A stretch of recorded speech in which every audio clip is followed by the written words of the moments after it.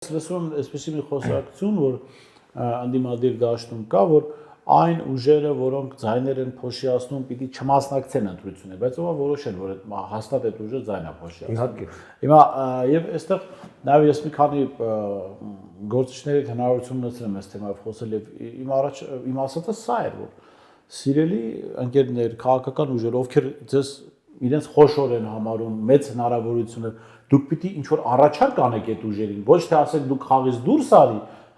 օրինակ, դիցուք առաջարկում, ընկեր, քո հնարավորությունները 1-2 մանդատ, եւ մենք այդ տեղերը տալիս ենք մեր մեծ ցուցակում, կամ դու ունես այսպիսի հնարավորություն, մենք առաջարկում ենք քեզ այսպիսի տեղ, այսպիսի հնարավորություն։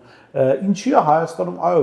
այո, ձայների փոշիացումը խնդիր է քաղաքական դաշտի համար, ընտրական process-ներում դրանք միշտ օգուտ իշխանության են հիմնականում աշխատում, բայց մյուս կողմից adekvat առաջարկ չի հնչում այն ուժերին, որոնք ուզում են քաղաքական process-ներին մասնակցել, բայց հիմա իրենց հնարավորությունները թույլ չի տալիս